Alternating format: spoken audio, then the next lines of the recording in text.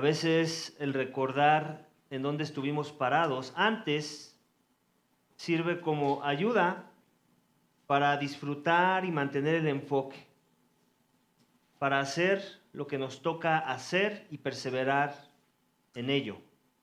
Por ejemplo, pensemos en la persona que no tuvo oportunidad de acceso a estudios en su infancia, en su etapa de crecimiento, y ahora se le ha dado la oportunidad, se le ha abierto una puerta para estudiar y superarse académicamente, que le ayude a tener mejores oportunidades de empleo.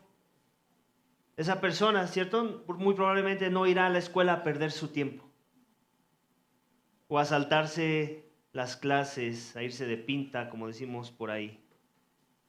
No va a cambiar la tarea por fiestas de fin de semana, ¿cierto? Muy probablemente.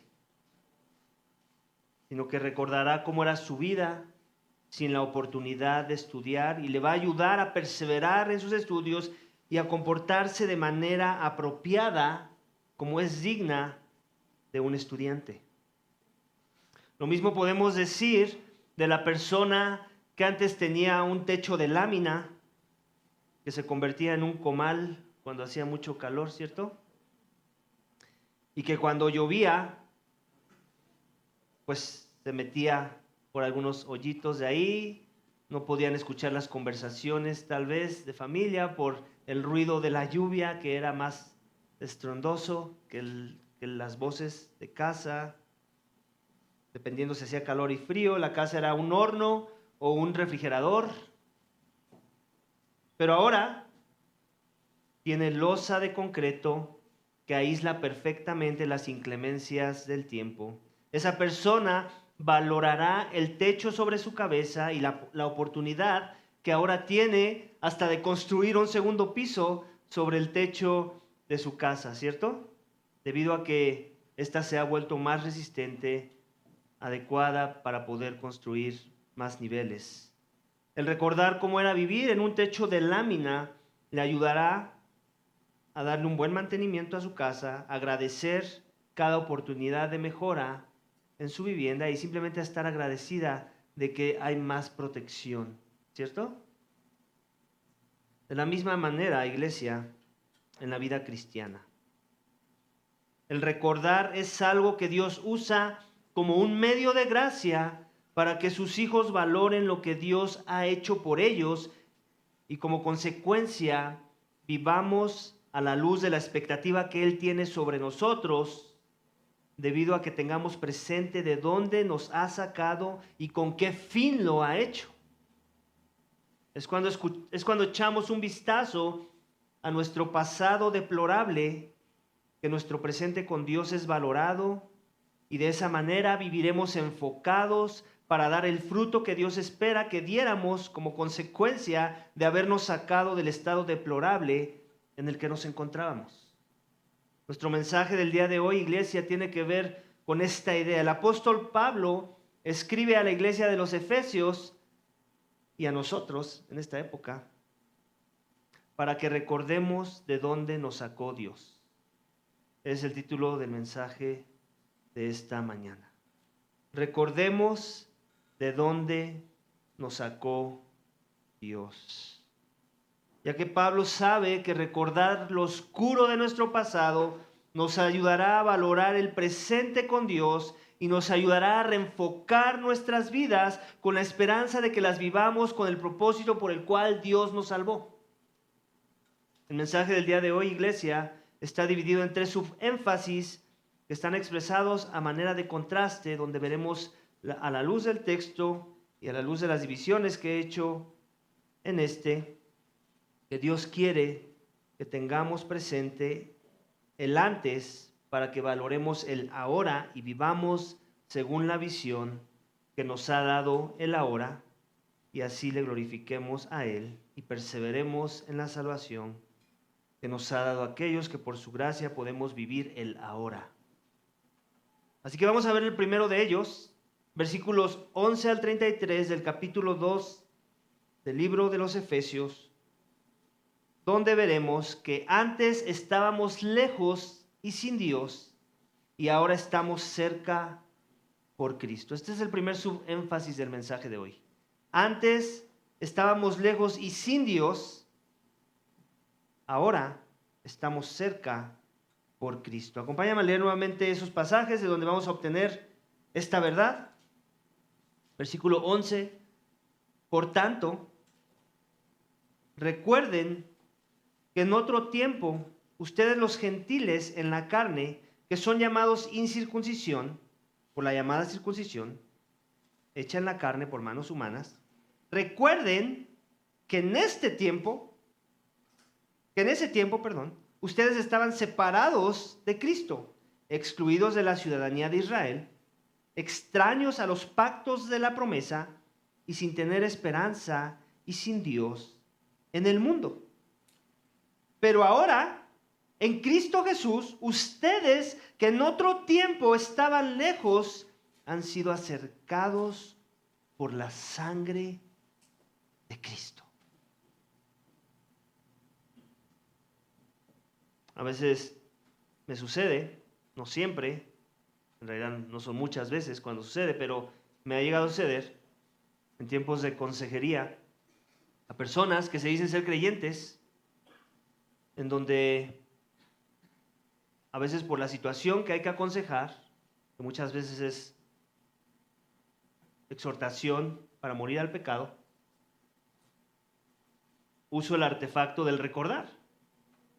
Recuerda de dónde te sacó Dios, recuerda que esos eran tus patrones de conducta que no se alineaban a la perspectiva correcta de hacer las cosas. Recuerda de dónde te sacó Dios, recuerda cómo era tu vida, recuerda cómo había enemistad con Dios, recuerda cómo tu conducta, tu carácter, tus acciones no glorificaban a Dios, recuerda.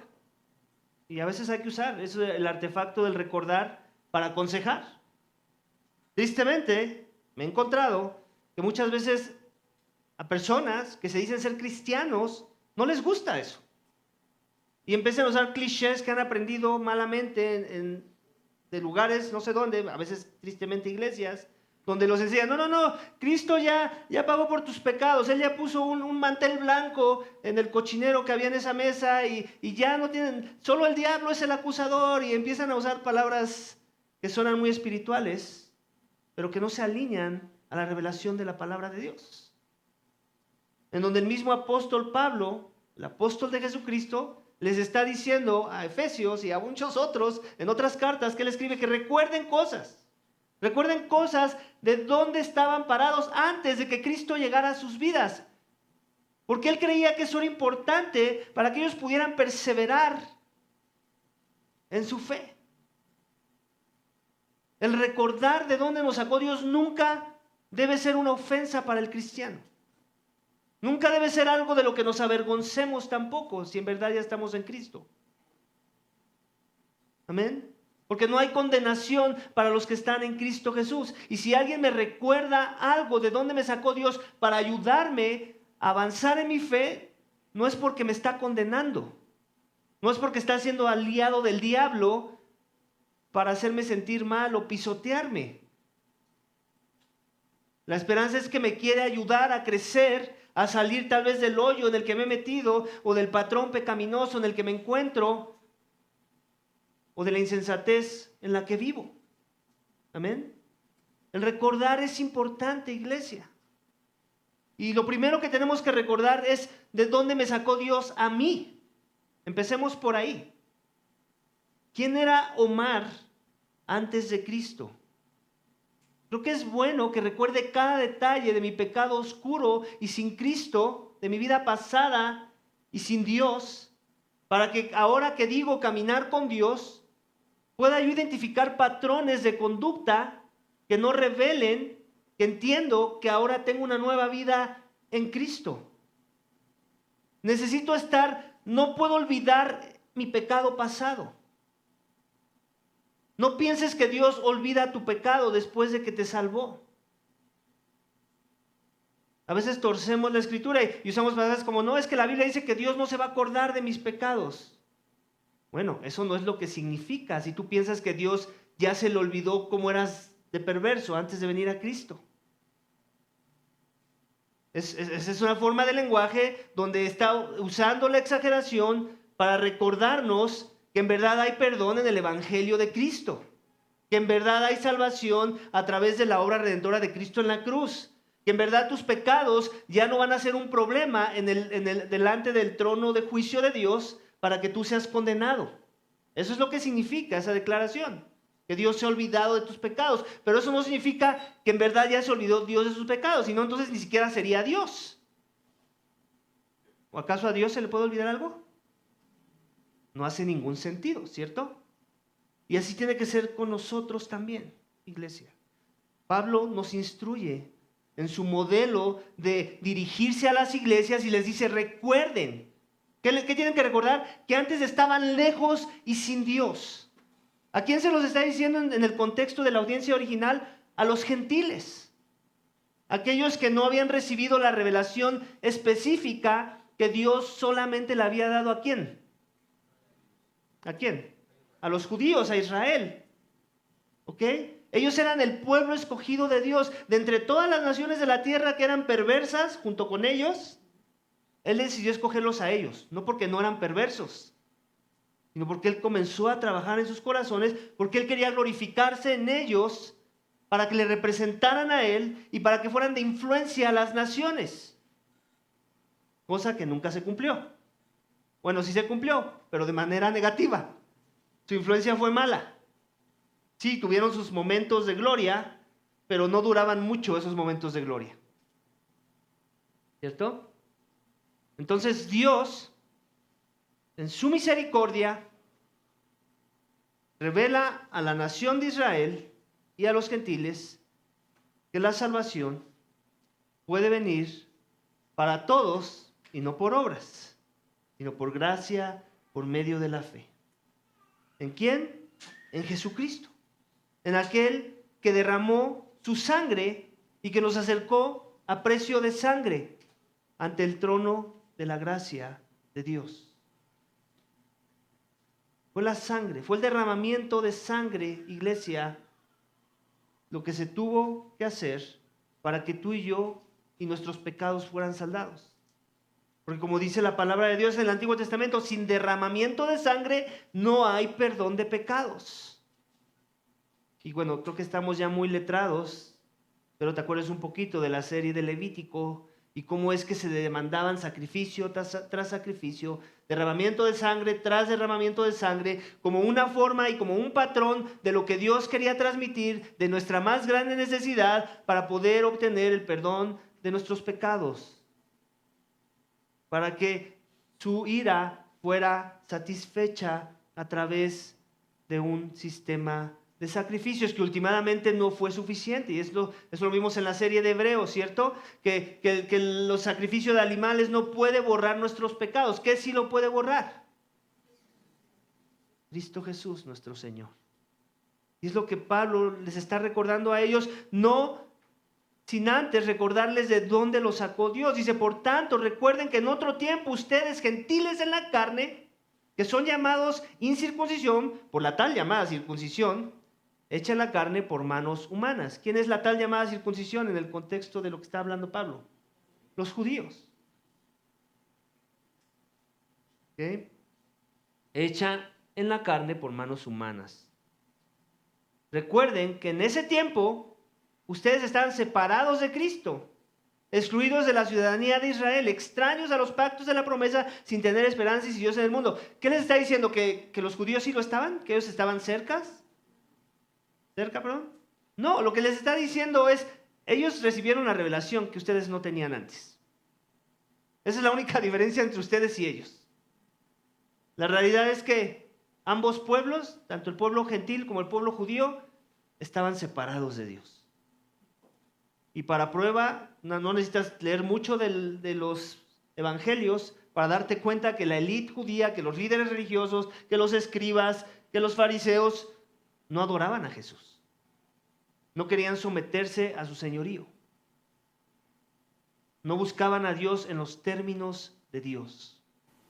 Y así como le sucedía al pueblo judío, cuánto más al pueblo gentil que nunca recibió nada de la revelación particular que Dios sí le pudo dar, le quiso dar a Israel del Antiguo Testamento. Entonces Pablo les está recordando eso. Ustedes no tenían ningún beneficio de nada. Ustedes no se podían imaginar para nada cuáles eran las cosas que le agradan a Dios. Eran ignorantes, vamos. Eso eran ustedes. No tenían nada de estas cosas que menciona Pablo.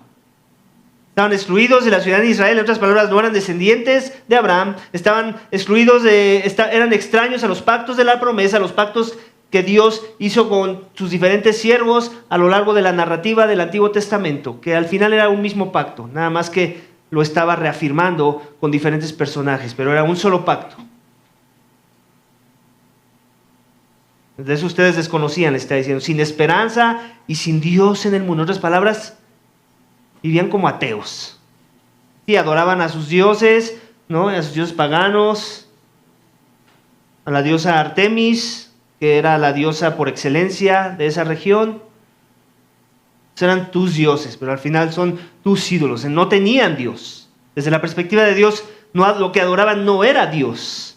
Estaban sin Dios, aunque ellos pensaban que vivían para Dios cuando adoraban a esos ídolos. Sin Dios en el mundo. Y eso somos nosotros, iglesia, o eso seamos nosotros, la esperanza. Estábamos lejos y sin Dios, ¿cierto?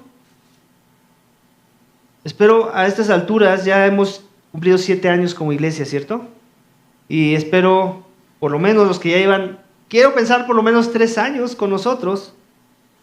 Si en algún momento entretuviste en tu mente la idea de que tú siempre buscaste a Dios, espero a estas alturas ya has crecido lo suficiente como para entender que eso nunca fue verdad. Nosotros nunca hemos buscado a Dios en los términos de Dios. No importa si naciste en la tan dicha y llamada cuna cristiana, si tus papás te llevaban a la iglesia desde que tú tienes memoria, o si llevas 40 o 50 años en el cristianismo. Hubo un tiempo en tu vida en donde tú no buscabas a Dios, y lo tenemos que poner en esas palabras. Y si no has crecido en eso como para entender esta idea tan básica y central de la fe cristiana, entonces yo no sé qué escuchas en las predicaciones de cada domingo. Nosotros no buscamos a Dios por naturaleza. Lo que buscamos es una imagen de nosotros mismos, una representación en forma de deidad de lo que a nosotros se nos antoja, de un Dios al que podemos domesticar. Nosotros estábamos lejos y sin Dios, como lo describe Pablo a los Efesios. Nuestra búsqueda de Dios era pagana, no era centrada en la verdad. Amén. No es hasta que Cristo hace algo en nuestras vidas, y por eso viene el pero, como un contraste, ¿cierto? ¿Recuerdas? La semana pasada también vimos un contraste en la sección de este mismo capítulo. Cuando primero Pablo nos decía que estábamos muertos en nuestros delitos y pecados, que nuestra influencia era la de nuestro padre Satanás, pero Dios, siendo rico en misericordia, ¿cierto? ¿Recuerdas? Las riquezas de la misericordia de Dios, ese contraste que nos dio Pablo en esa primera sección, nos lo vuelve a dar en esta segunda parte del mismo capítulo, y nos dice en versículo 13, pero ahora en Cristo Jesús, ustedes que en otro tiempo estaban lejos, han sido acercados, ¿por qué? Por un sacrificio, por la sangre del Cordero inmolado de Dios, que quita los pecados del mundo. Iglesia, nadie puede ser reconciliado con Dios, nadie puede estar en el ahora bien si no es porque ha rendido su vida al sacrificio de aquel que dio su vida en rescate por muchos. Si no has creído que se demandó un sacrificio por tu alma, que estabas en camino a la destrucción y que fue la muerte de Cristo la que contó para salvación, y que no murieras sino que tuvieras vida, que se demandó derramamiento de sangre y que solamente pudo venir por medio de un sacrificio perfecto que es Cristo. Si no has entendido eso, si no es eso tu más grande tesoro, si cuando explicas el Evangelio no es eso el punto central, no has entendido el Evangelio. Que tus transgresiones demandaban la ira de Dios. Y que la única forma de aplacar y apaciguar a Dios y su ira era por medio de un sacrificio perfecto. Un sacrificio de sangre. Nosotros somos la comunidad de la gracia, hemos dicho a veces, ¿cierto? También hemos dicho que somos la comunidad de la fe. No sería nada descabellado decir que somos la comunidad de la sangre de Cristo. Amén. Y es lo que Pablo nos quiere recordar, la centralidad del Evangelio. Lo que se demandó para que tú y yo tuviéramos paz con Dios, reconciliación con la deidad, con el Dios Trino. Se demandaba un sacrificio. Y con esto quiero transicionar a hacerte una pregunta. ¿Dónde estás parado con respecto a esta verdad? ¿Es ese sacrificio efectivo para ti esta mañana o no?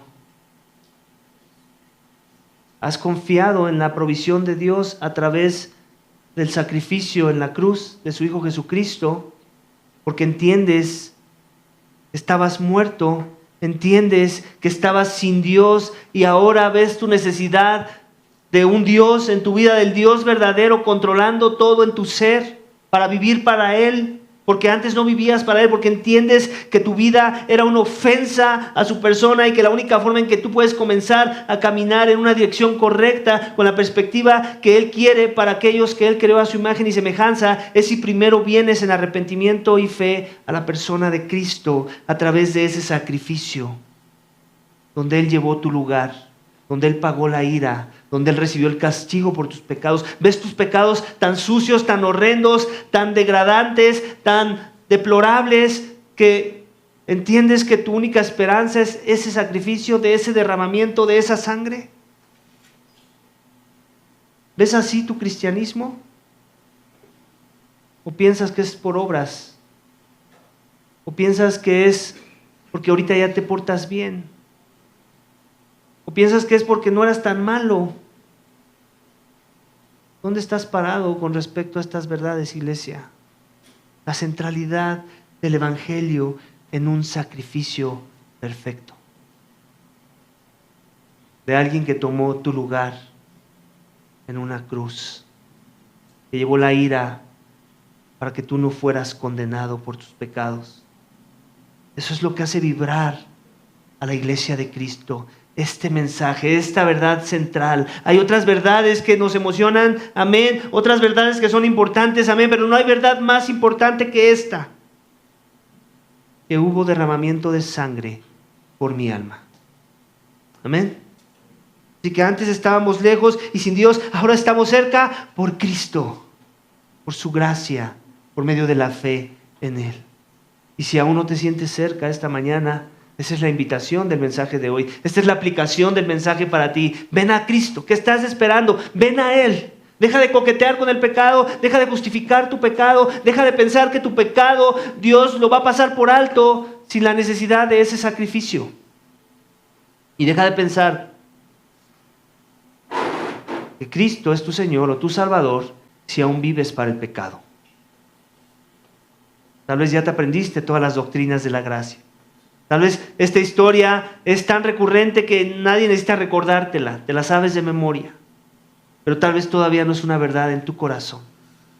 Y necesitas arrepentirte y creer en verdad esa obra y esa salvación por medio de los méritos de Cristo. Amén.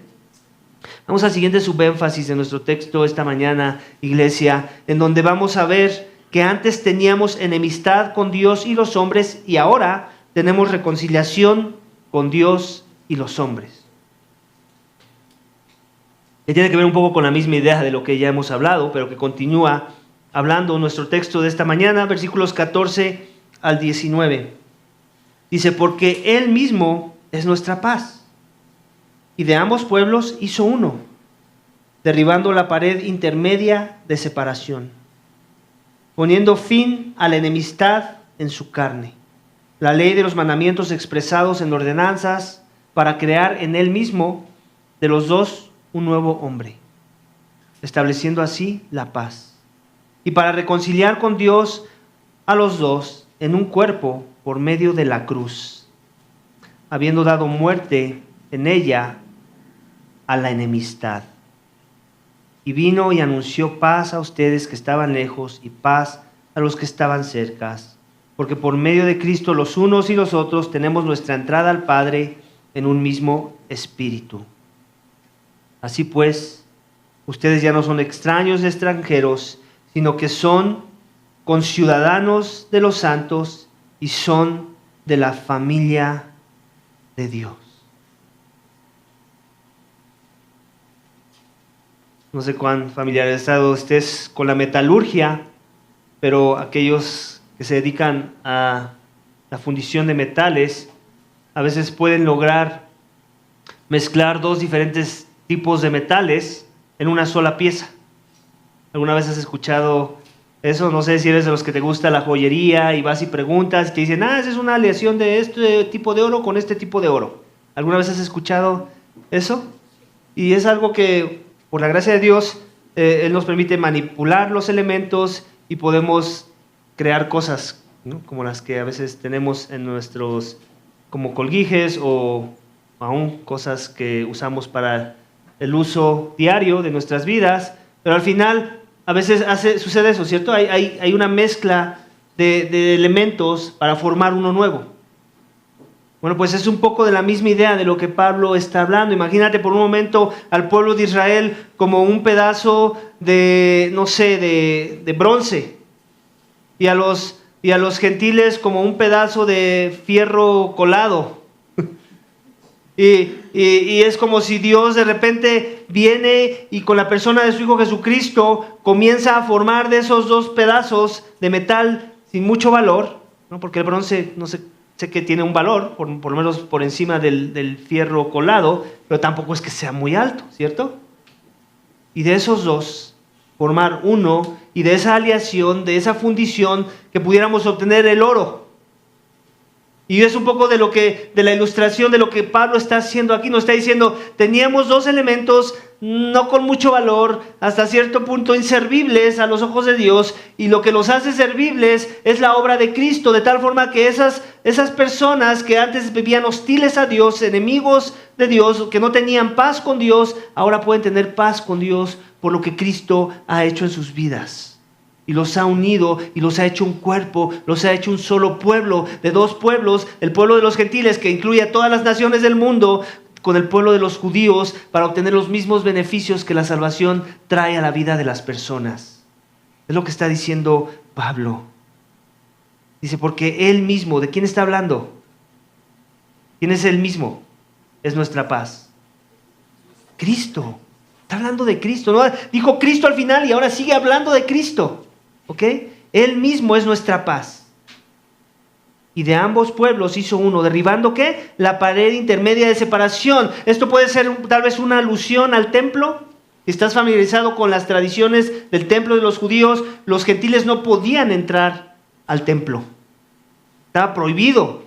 Podían ser apedreados si entraban al templo. Eso era exclusivo ¿para quién? Para los judíos, para el pueblo de Dios, para los elegidos de Dios. ¿Ok? Pero también puede ser una pared de manera figurativa, en donde había hostilidad entre esas naciones, ¿cierto? En donde los judíos odiaban a los gentiles y los gentiles odiaban a los judíos.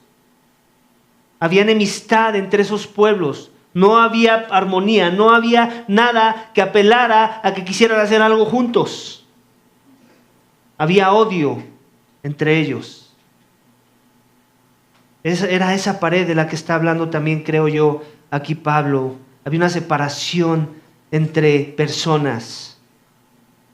Y luego, ¿qué dice? Sigue diciendo, versículo 15, poniendo fin a la enemistad en su carne, la ley de los mandamientos expresados en ordenanzas, para crear en Él mismo, ¿quién es el mismo del texto?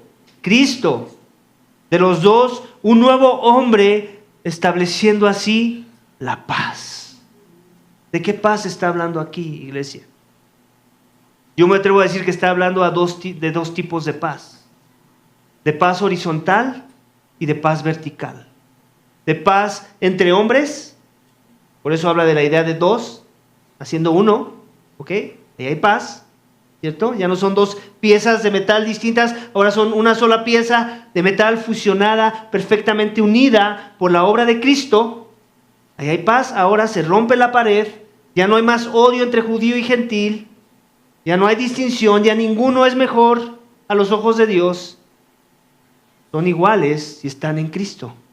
Pero también creo que está hablando de una paz vertical, de la paz de la enemistad de la que habla después, de la reconciliación más necesaria, que no es la reconciliación con tu primo, con tu amigo, con tu vecino, es con Dios.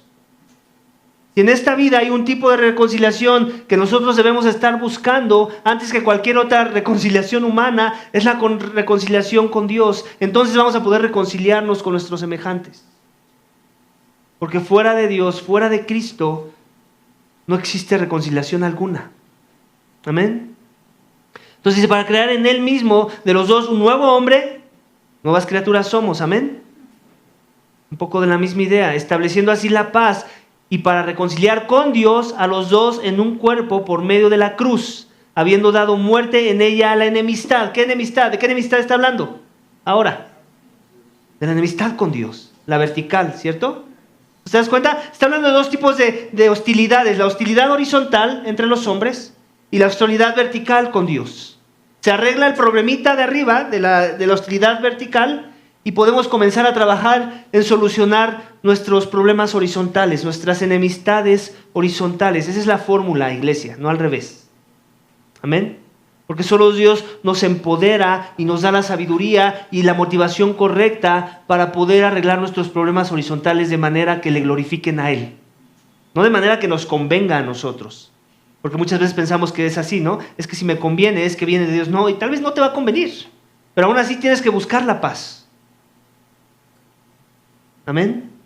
Entonces, ahí estamos viendo las dos. Si se arregla mi problemita vertical, vamos a poder empezar a trabajar en nuestros problemas horizontales. Amén. Con nuestros semejantes. Y tal vez no vivimos el contexto de los efesios con los judíos. Tal vez con ellos era más marcado y como que resonaba más en sus mentes estas declaraciones, ¿cierto? Pero eso no significa que tú y yo no tenemos algún tipo de hostilidad con otras personas. Tal vez lo único que conocemos son gentiles, no judíos, ¿cierto? Pero ¿qué significa ahora eso si estás en Cristo? ¿Qué significan estas declaraciones si en verdad la paz ha llegado a tu vida? Que ahora tú debes estar buscando tener paz con los hombres. De forma que si eres una persona contenciosa, si eres una persona rencillosa, si eres una persona que todo el tiempo le gusta ponerse los guantes, ahí hay un problema en tu corazón. Tal vez es porque o no eres de Cristo, o si lo eres, no has entendido que parte de tu llamado de representar a Cristo en la tierra es buscar la paz con todos. En la medida de lo que esté en tus manos. Claro, sabemos que a veces, por más que intentemos, por más que busquemos, por más formas que exploremos, no se va a poder, porque no nada más depende de nosotros, depende de un tercero, ¿cierto? Pero mientras dependa de ti, tu llamado y mi llamado es buscar la paz. ¿Y sabes cuál es el mejor inicio de comenzar en esa búsqueda de buscar la paz con mi semejante, con mi prójimo? Empieza en la iglesia local. No pienses que inicia allá afuera. Me gustaría pensar que no somos una iglesia de aquellos que no tienen problema en trabajar sus diferencias con los de allá afuera, pero que no los están trabajando aquí. En otras palabras, me gustaría pensar que no estamos siendo hipócritas. Pero tampoco quiero descartar esa posibilidad, por eso lo menciono. Porque puede suceder que hay hipocresía en nuestros corazones en medio de nuestras interacciones de domingo a domingo, de reunión de hombres a reunión de hombres, de reunión de mujeres a reunión de mujeres, y no hemos sido lo suficientemente amorosos y humildes para ir y tratar asuntos con los demás al recordar estas verdades, que Dios ya derrumbó el muro de la hostilidad entre hombres. Y deberíamos estar buscando estar bien con nuestros hermanos. Eso no siempre significa que tenemos que estar de acuerdo en todo. Por lo menos no en todo que no sea de primera importancia. Quiero aclarar. Podemos estar de acuerdo en estar en desacuerdo y aún encontrar paz en ello. Pero sí tenemos que ir a esos lugares de buscar la paz. ¿Por qué? Porque eso glorifica a Dios en tu vida. ¿Por qué? porque eso representa el reino de Cristo y también es una señal de que en verdad la paz con Dios ha llegado a tu vida, ¿cierto? Si eres de esos cristianos que todo el tiempo estás peleando con todo el mundo y que no ha pasado el año y ya acumulaste más enemigos que amigos en la iglesia, hay un problema en tu corazón. Eso no puede ser así. Eso habla muy mal de si en verdad eres un cristiano o no. Amén. Y le somos llamados a hacer la paz. Cristo nos ha equipado para hacer la paz. Él nos ha dotado de todo lo necesario para que podamos vivir en paz. Y si no estamos haciendo uso de esos recursos, muy probablemente eso porque somos muy inmaduros y necesitamos crecer de nuestra ignorancia y salir de ella, o no somos cristianos, iglesia. No somos cristianos. Y hay que decirlo a veces, porque a veces vivimos engañados de pensar que sí lo somos y lo que menos queremos como iglesia es fomentar el engaño en las mentes de las personas. Amén. Ninguna iglesia sana debería de estar afanada en cubrir esa verdad. Existe esa posibilidad. Aún que vengamos cada domingo a sentarnos y escuchar un mensaje. Aunque digamos amén a ciertas declaraciones, nuestra conducta va a hablar de cómo eso que escuchamos y que muchas veces no estamos opuestos en contra de ello, no necesariamente es parte de nuestras vidas, porque se refleja en cómo las vivimos. Amén. Entonces, antes teníamos enemistad con Dios y los hombres, ahora tenemos reconciliación con Dios y con los hombres. Amén. Amén, iglesia. Juan lo decía, o sea, si dices que amas a Dios, pero no amas a tu hermano, a quien sí ves, estoy parafraseando, pero básicamente lo que Juan está diciendo, entonces no amas a Dios y ni lo conoces, porque no puedes amar a Dios que no ves. No puedes decir que amas a Dios que no ves, pero no amas a tu hermano, a quien sí ves. Es un poco de la misma idea, ¿cierto? O sea, son cosas prácticas de la doctrina, es teología práctica. Son cosas simples de entender. Un niño lo tendría que entender. Pero a veces pareciera que vivimos nuestra fe en formas en las que no entendemos esas cosas, ¿cierto? No puede seguir así, iglesia. Dios nos ha dado su palabra, Él ha sido claro en su palabra para que vivamos la fe en comunidad, para que salgamos de nuestra zona de confort, para que dejemos de manejarnos con los estándares que antes nos manejábamos, antes de venir a Cristo, y pensemos que si ya no digo nada, si no hablo, si no esto, entonces ya estoy haciendo mi parte en el proceso de la unidad de la iglesia. Estás mal si piensas así. Tienes que hablar verdad.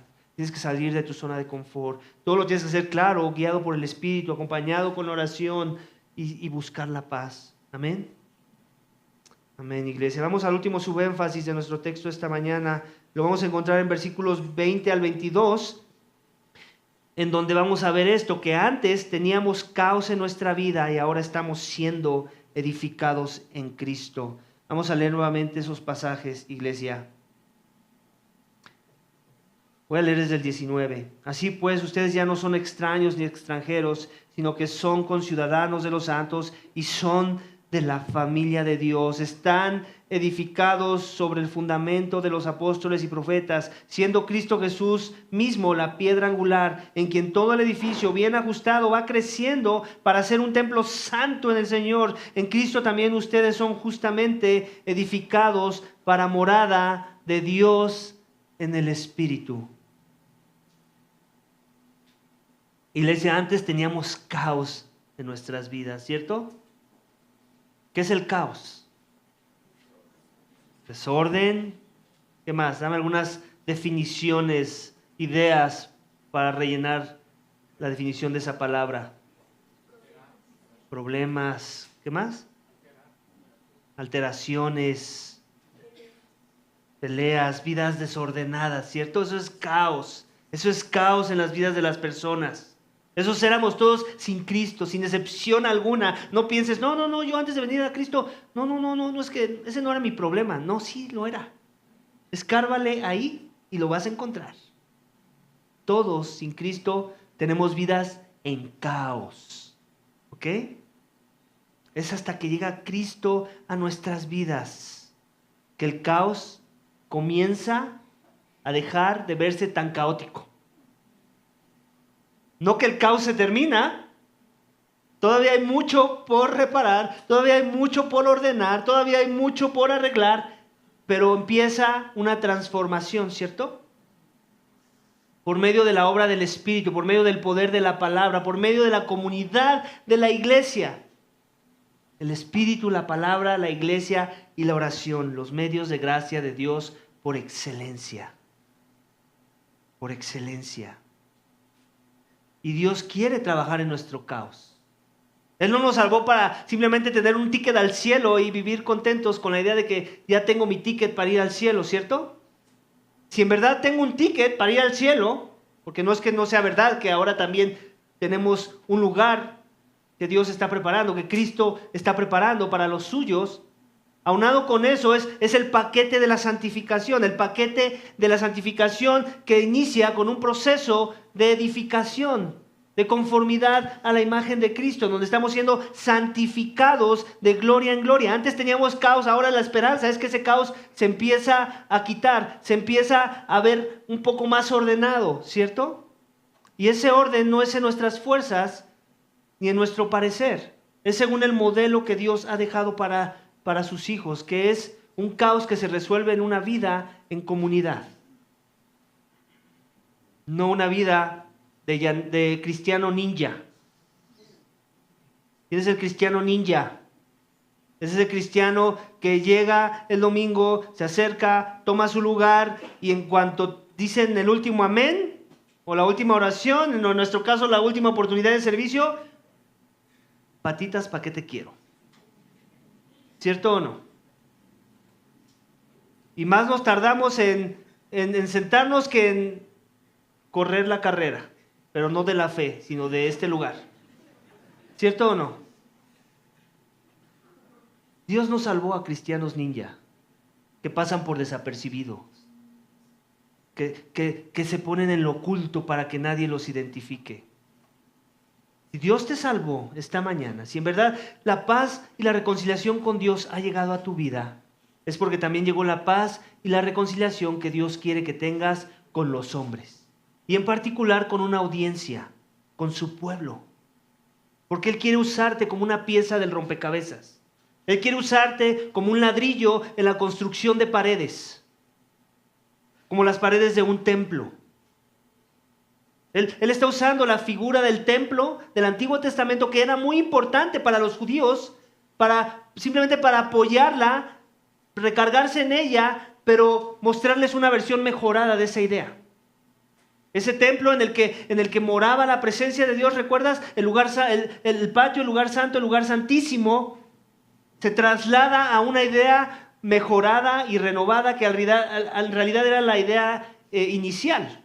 Lo otro era como un prototipo, era una sombra de la idea original. La idea original es lo que Dios iba a hacer al unir al judío y al gentil, al hacerlos un solo cuerpo, un solo pueblo, para gloria de Dios, en donde Dios iba a morar en ellos, iba a comenzar a construir un templo santo en ellos y a través de ellos.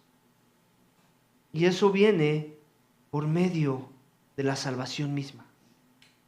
Eso viene cuando hemos sido transferidos de un reino de tinieblas a un reino de luz. El reino de los huérfanos, hijos de nuestro padre Satanás, al reino de los hijos de Dios, familia de Dios. Esta mañana, si Dios te salvó, Él te salvó en una comunidad a la cual tú tendrías que llamar tu familia y te tendrías que comportar como familia en tu interacción con esas personas. Y si eso no está sucediendo, si eres de los que entra y sale corriendo, muy probablemente, es porque no eres familia. Es porque no entiendes estas cosas de la verdad y de la sana doctrina. Pero si eres familia, entonces, versículo 20, escucha bien. Estás siendo edificado sobre el fundamento de los apóstoles y los profetas, siendo Jesús mismo la piedra angular. ¿Qué era la piedra angular? En el contexto de la ingeniería de esos tiempos, era la piedra que iba a poner el fundamento y la base y la alineación de cómo iba a lucir la casa o el edificio. Era esa piedra que iba a servir como guía para que todo saliera derechito. Y todas las demás piedras que vinieran por encima de esa piedra angular que era tallada de manera especial, que era colocada de manera perfecta para que todo se viera bien y todo saliera alineado a la perfección al final del día y al final del proyecto. Esa piedra angular era el sustento de todo lo demás, era la guía de todo lo demás. Era lo que determinaba si todo lo demás iba a terminar chueco o derecho. Ese es Cristo. Si en verdad Cristo es tu fundamento, si en verdad Él es tu Señor, si en verdad Él es tu Salvador, entonces es como si estuvieras parado en Él y todos encima de Él, por ponerlo en una ilustración. Pero no nada más así parados en desorden, sino alineados, de forma que si fuera como, todos hemos visto una pared, ¿cierto? De ladrillos. Y todos hemos visto cómo se ven los ladrillos alineados, ¿cierto? Y de repente si a alguien se le acaban los ladrillos, no sé, vamos a suponer que la pared era de ladrillos rojos, no de repente va y busca un ladrillo de esos de piedra que parecen como granito, ¿cierto? No pone uno de esos como para rellenar un espacio. ¿Qué es lo que está buscando la persona? Más ladrillos rojos para seguir construyendo, ¿cierto? Entonces no puede ser un ladrillo distinto a los ladrillos que Dios ya formó, como nuevas criaturas en Cristo, guiados y empoderados por el Espíritu, por su palabra. Ese tipo de ladrillo quiere ser parte del modelo de una construcción, en donde Dios está siendo el arquitecto que edifica esa construcción como si fuera un templo santo. Tú eres parte de ese templo. Aquí es donde también entra la importancia que tú tienes en el proceso de lo que Dios quiere hacer en la vida de esta iglesia. Dios te quiere usar.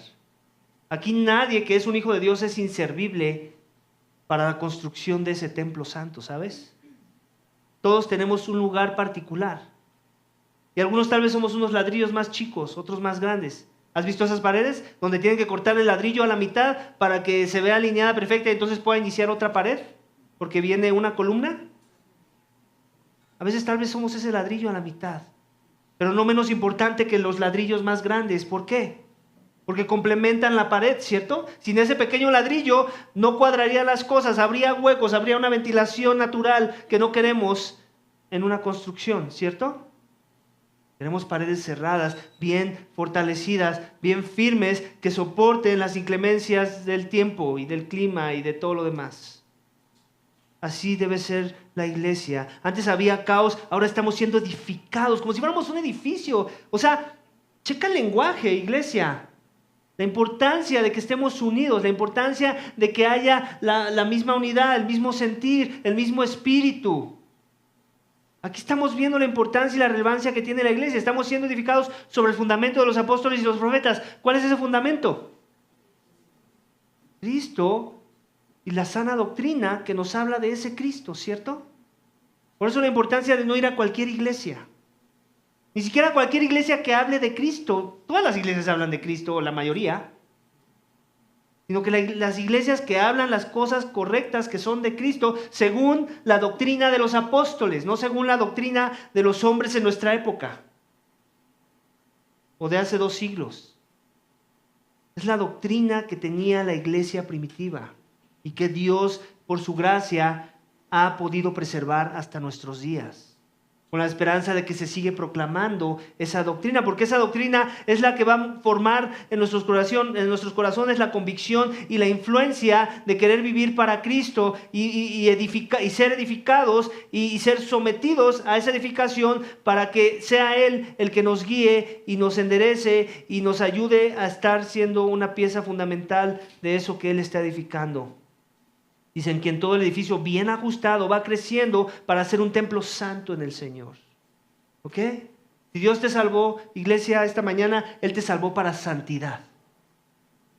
Si tú piensas que tu fe cristiana se trata de otra cosa que no sea el que cada día, conforme avanza el tiempo, tú seas más santo, no has entendido la fe cristiana. La fe cristiana se trata de cómo me parezco más y más a Cristo conforme avanzo en el Evangelio, conforme crezco en las doctrinas de los apóstoles, conforme me edifico a través de los diferentes medios de gracia que me proporciona la iglesia. Y por eso la importancia de que yo no me pierda de esos medios de gracia. Que tampoco es que son muchos, no por lo menos en Iglesia Vida Vertical. Lo que menos queremos es hacerte un religioso, que te aburras de las cosas de la fe. Queremos que te goces cuando estás ahí. Queremos que quieras estar ahí. Queremos que tu prioridad sean esas cosas en tu agenda de la semana. Queremos que si vas a decir no a algo, sea un partido de fútbol, sea a una fiesta, sea que eso sea lo que te cueste trabajo tener que decir que sí. Porque lo que te viene natural es estar con la iglesia. Porque Dios te salvó con la mira de que tú seas una persona santa como su Hijo. Amén. La iglesia local es central en nuestro proceso de santificación, iglesia. No hay atajos. No hay atajos. Gloria a Dios por los libros de la biblioteca, pero esos libros por sí solos no te van a ayudar a ser santificado. Tú necesitas a la iglesia. Necesitas a aquellos que tienen al Espíritu y que te van a ayudar a que eso que aprendes en un libro, o que aprendes en una predicación de otro pastor, o que aprendes en un podcast, o yo qué sé, lo aterrices de manera práctica en tu día a día, en cómo vives tu fe en comunidad. Amén. Somos llamados a ser santos. Versículo 22, en Cristo también ustedes son juntamente edificados para morada de Dios en el Espíritu. ¿Te das cuenta? Qué hermoso lenguaje. En Cristo, ahí está la Trinidad. En Cristo también ustedes están siendo justamente edificados. ¿Para qué? ¿Para morada de quién? De Dios. Ahí podríamos imaginarnos Dios Padre. Y después dice, ¿en quién? En el Espíritu, Dios Espíritu. La Trinidad. La perfección de esa Trinidad se tiene que ver reflejada en la forma en la que este cuerpo de creyentes están interactuando los unos con los otros para vivir nuestra fe, para gloria de Dios. Así que antes teníamos caos en nuestras vidas, ahora estamos siendo edificados. Y esa es la pregunta de aplicación. ¿Estás siendo edificado esta mañana? ¿O ya te estás quedando dormido? Y te estás quedando dormido porque tal vez estas cosas no son tan interesantes como el juego de al rato o como lo que hiciste ayer en la noche. Escucha, yo no tengo problema que te quedes dormido si es un problema de salud. Yo sé que hay problemas de salud que nos llevan a esa dirección. Pero si te estás quedando dormido porque no te importan las cosas de la verdad, de la sana doctrina, del evangelio, de la gracia, de las cosas que venimos a aprender hoy, a las que nos venimos a someter hoy como creyentes, hay un problema en tu corazón. Necesitas disciplina. Necesitas un buen discipulado. Necesitas dar prioridades sanas a tu vida. Y a veces eso significa sueño. A veces eso significa dejar de trabajar tanto porque quieres las cosas de este mundo. Necesitamos, iglesia, crecer. Esto no es un juego. Estas cosas de la fe no son un juego. Amén. Antes teníamos caos en nuestras vidas, ahora estamos siendo edificados. Mi oración es esa, iglesia, que tanto tú como yo, en verdad, cuando venimos aquí, se cumpla ese propósito de que estamos siendo edificados. Porque si ese no está siendo el caso, de embalde, sería mejor quedarnos dormidos. Tal vez haríamos por lo menos un mejor trabajo en nuestros trabajos o en nuestra escuela. Amén.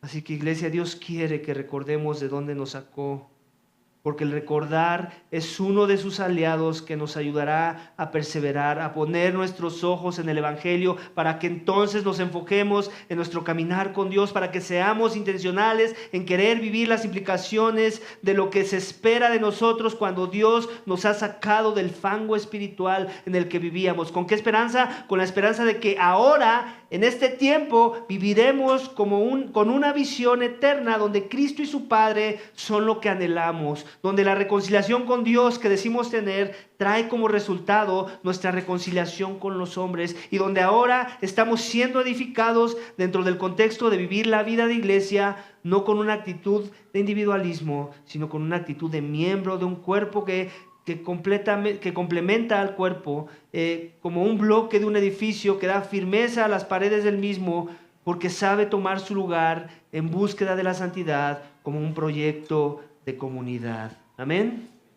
Vamos a orar, iglesia, para que Dios nos dé la gracia de crecer en nuestra habilidad de recordar y como consecuencia querramos vivir a la luz de las verdades que hemos visto en la palabra de Dios el día de hoy. Padre, te damos gracias. Padre, gracias por tu palabra. Señor, te necesitamos. Perdónanos. Perdónanos porque muchas veces tú no eres nuestra prioridad. Muchas veces las cosas de arriba no son nuestra prioridad. Muchas veces la piedad no es nuestra prioridad. Muchas veces la iglesia a la cual tú nos has llamado y la cual tú dices que es nuestra familia no es nuestra prioridad. Muchas veces las cosas de la iglesia y los medios de gracia que obtenemos a través de ella no son nuestra prioridad. Y por eso te pedimos perdón, Señor. Perdónanos. Ayúdanos, Señor. No nos permitas estar cómodos. No nos permitas pensar que nosotros somos la excepción, que la santidad se va a ver clara simplemente haciendo lo que creemos que nos acomoda y lo que no nos incomoda y lo que es más fácil hacer, Señor. Perdónanos.